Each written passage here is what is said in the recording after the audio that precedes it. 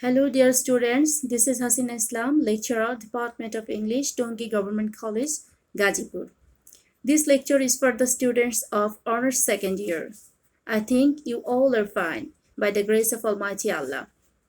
So this is the second lecture on Ode on Melancholy.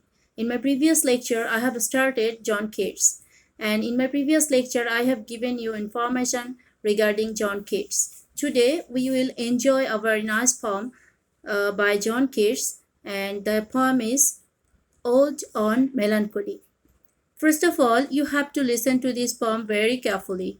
And before starting this poem, I would like to give you information regarding this poem, and I think this will be very helpful for you. First of all, the source of this poem. What is the source of this poem? Everyone, please listen to me very carefully, and you will try to write down on your copy. Okay, try to have a note of all this information.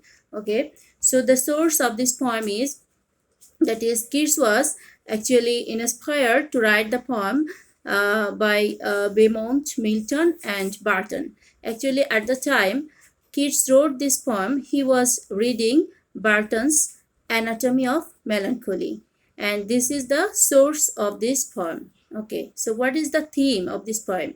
The theme of this poem,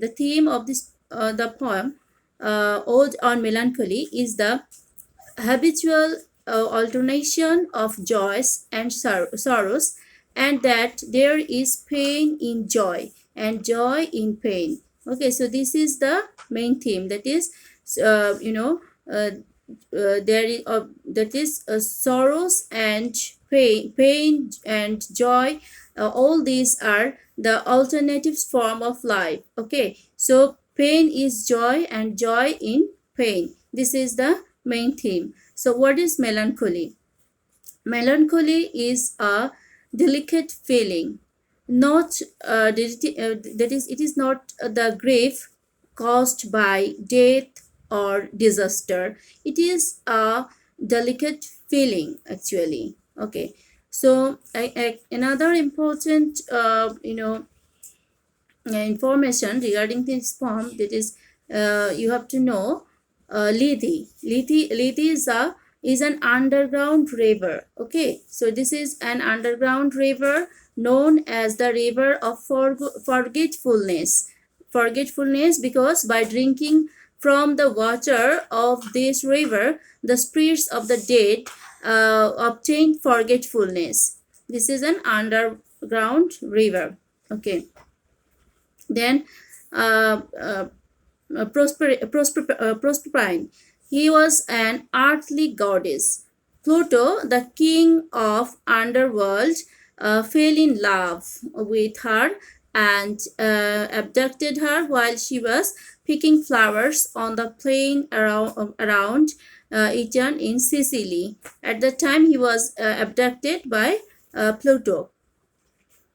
So then another thing, that is, you will get all this all this thing in the poem, and you I think you should know all this information, and this will be very easier for you to find out the meaning of this poem. Okay, so rosary is a string of beads by which the devout count their prayers.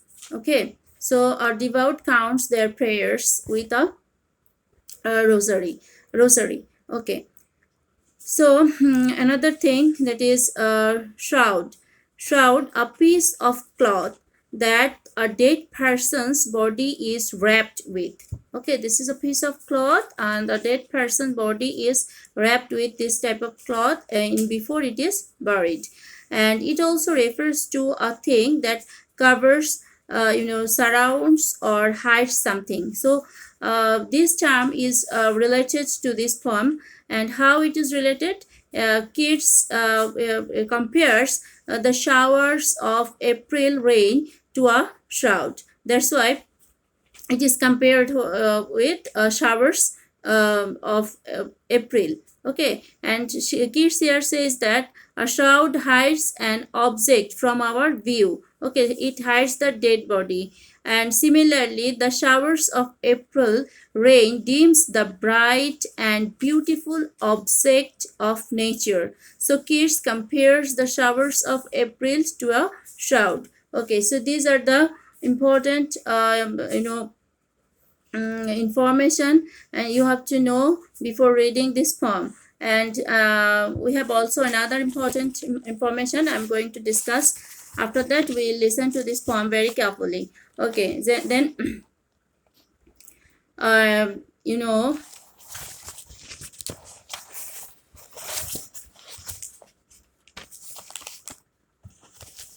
then another important thing here, the according to Keats, what is the source of melancholy? He thinks that everything that is beautiful and joyful is the source of melancholy. So everything beautiful and joyful, you will get the source of melancholy there. Okay, so Keats thinks that this is the source of melancholy. Okay, and another thing Keats here mentioned that true melancholy, where true melancholy found. According to Keats, true melancholy is found in everything that is beautiful and joyful, such as morning rose, the colors of the sand wave and the rainbow. All these things you will get melancholy. Okay, so all these things, all these objects are also the source of melancholy.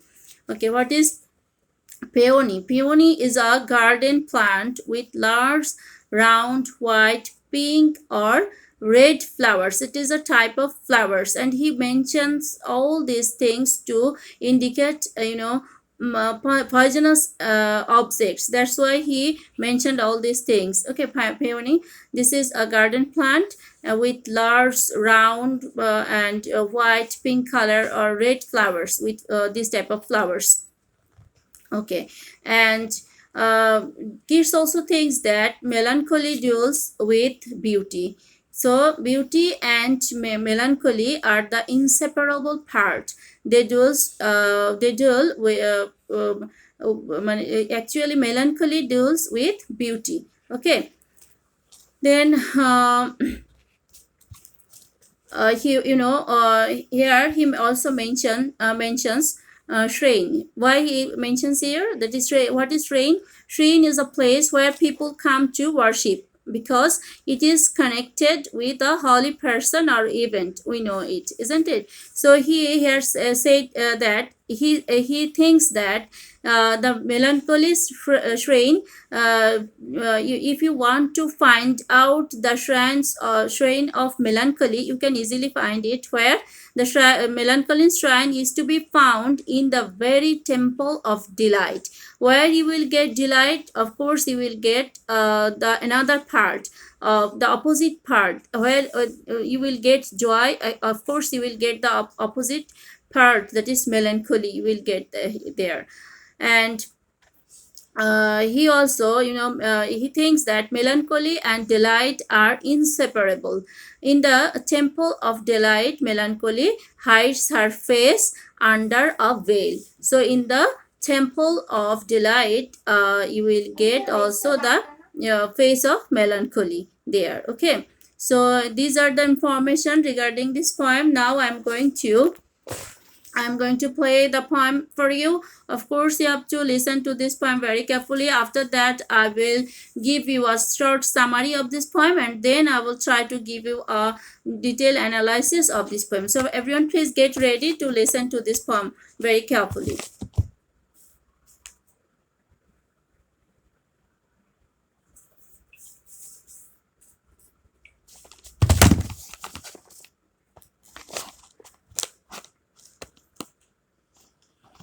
Ode to Psyche.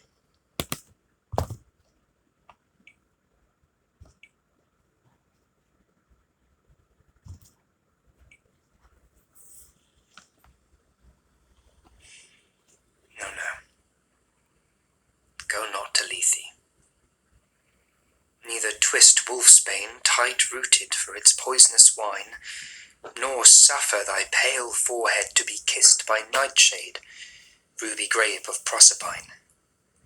Make not your rosary of yew berries, nor let the beetle nor the death moth be your mournful Psyche, nor the downy owl a partner in your sorrow's mysteries. For shade to shade will come too drowsily and drown the wakeful anguish of the soul. But when the melancholy fit shall fall sudden from heaven like a weeping cloud, that fosters the droop-headed flowers all, and hides the green hill in an April shroud, then glut thy sorrow on a morning rose, or on the rainbow of the salt sand-wave, or on the wealth of globed peonies. Or if thy mistress some rich anger shows, imprison her soft hand, and let her rave, and feed deep, deep upon her peerless eyes.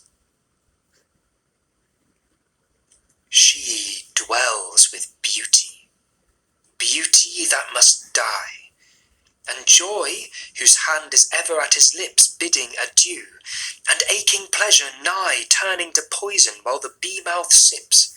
Aye, in the very temple of delight, veiled melancholy has her sovereign shrine, though seen of none save him whose strenuous tongue can burst joy's grape against his palate fine. His soul shall taste the sadness of her might, and be among her cloudy trophies hung.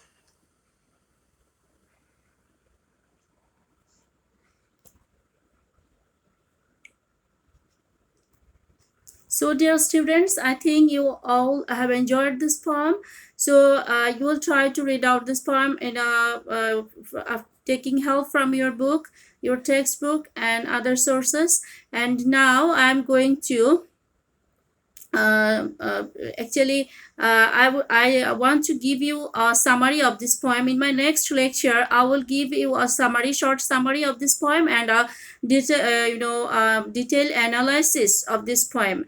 And everyone, please practice all these things and try to you know try to take preparation, because after the situation being normal, of course you have to sit for the exam, and of course you have to take the preparation for your exam. And in the next class I will discuss on actually I will discuss the summary and the analysis of this poem. Until then, everyone, please be safe, and thank you. Have a nice day.